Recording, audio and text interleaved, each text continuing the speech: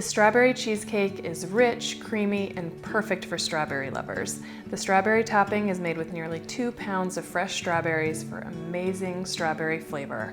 It's a recipe you're going to be coming back to over and over.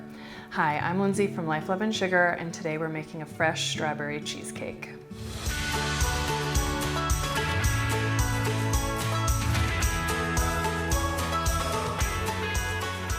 So to get started with your strawberry cheesecake, we're going to make our crust first. We've got a classic graham cracker crust, so you're going to want to get your graham cracker crumbs. You want to make sure it's all crushed really nice and fine.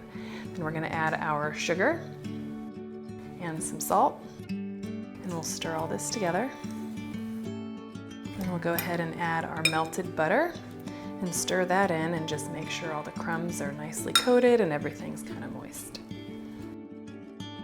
All right, so now we are ready to put our crust into our springform pan.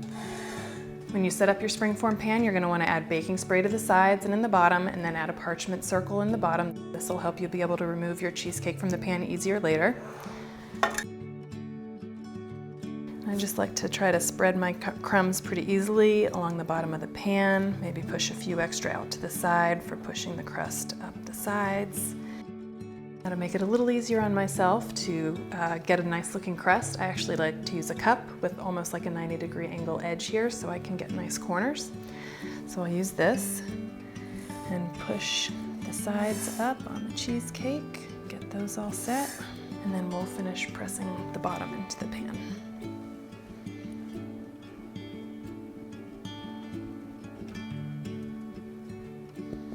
Now I like to flatten out the tops of the crust.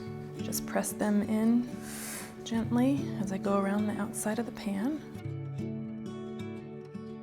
Now we have our crust set up in our pan and ready to bake for about 8 to 10 minutes on 325. So while your crust is baking, you can get started on your cheesecake filling. We've got our cream cheese and regular granulated sugar, some all-purpose flour. We're going to mix these together until they're smooth and creamy, and you want to make sure you mix on low speed so that you're not incorporating too much air into your cheesecake filling, which could give you air bubbles and stuff later.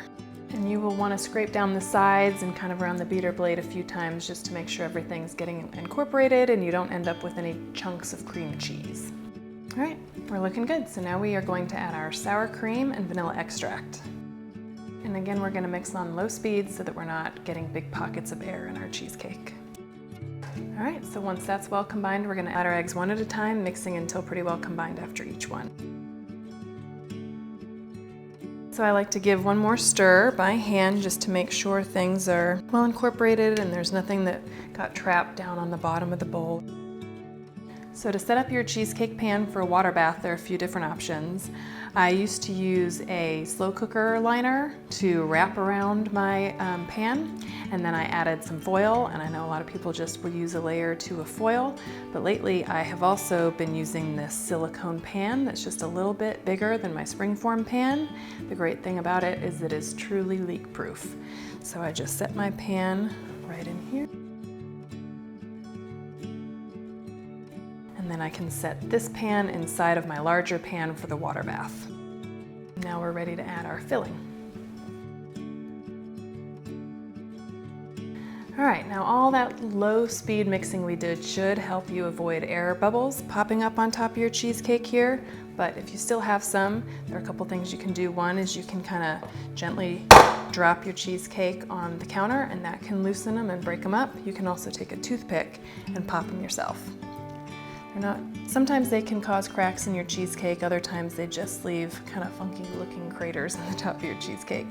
This one's going to have a topping on top, so it's not a huge deal, but if it's something that matters to you as far as presentation, you can come in here and pop air bubbles till your heart is content. I could spend forever doing it. It becomes a little addicting. All right, now we want to add our warm water to the outer pan and we'll pop this in the oven.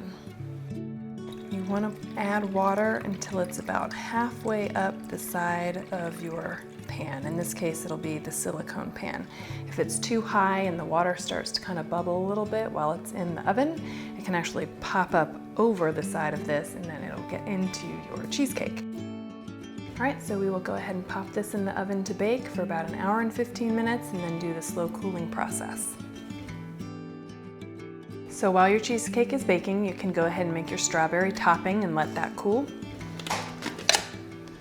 You're going to want to make some strawberry puree by chopping up your strawberries, adding them to a food processor or blender, and pureeing them. Okay, so once you have your smooth strawberry puree, you can go ahead and strain that to remove the seeds, or you can just leave it. I personally like to remove the seeds, but either way is fine. Okay, so when you're done straining it, you should have seeds and stuff remaining in the bottom of your strainer. And then we are ready to move over to the stove and cook our topping. So the first thing you'll want to do to make your strawberry topping is add your sugar and cornstarch to your pan. And then you're going to whisk these together until you don't really have any more chunks. Once that's all done, you can add in your strawberry puree. Now we'll combine all of this. And now we'll cook this over medium to medium-low heat. We're just going to whisk this while it cooks. You don't want it to cook too quickly because you want it to have a chance to thicken. And we're going to bring this to a boil. So after a minute, we're going to remove it from the heat. And we're going to add our vanilla extract and a pinch of salt and our quartered strawberries. We'll stir those in. And then the strawberries will kind of soften a little bit, but they should still hold their shape. And we can pour this into a separate bowl and let it cool while our cheesecake bakes and cools. Okay, so once you have your baked and cooled cheesecake and your cooled strawberry sauce, we're ready to go ahead and remove our cheesecake from the pan and put it on your serving platter, plate, whatever you're using. All right, so lift those sides off. And if you want to touch up the sides of your cheesecake, you can. I just use an offset spatula to kind of tuck in the crumbs and smooth out the sides. And then from there, you're going to want to run your offset spatula between the bottom of the pan and the cheesecake. You can just run this around the bottom and it'll loosen the cheesecake. You can see it's already pretty loose from the bottom of the pan. And then we're just going to slide the cheesecake off onto the palm of our hand. Your cheesecake should be cool and firm, and that should not be any problem. It's here ready to go. There's no issues. You don't want to sit here holding it all day, but it should not fall apart or anything like that. I can easily slide off my parchment paper. And now I'm ready to add it to my platter. All right, so we can go ahead and add the sauce to the cheesecake. I recommend doing that right before you serve it. I like to actually pull out the strawberries kind of first, a few at a time, and just kind of place them where I want them on my cheesecake, and then spoon more sauce around it. You will have some sauce left over that you can use for serving the cheesecake, and trust me, you will want that sauce. And there you have your final strawberry cheesecake. It is rich, creamy, and so good. This strawberry sauce, you're going to want to eat it with a spoon. You will love it. You've got to try this cheesecake. You can find the full recipe over at lifeloveandsugar.com.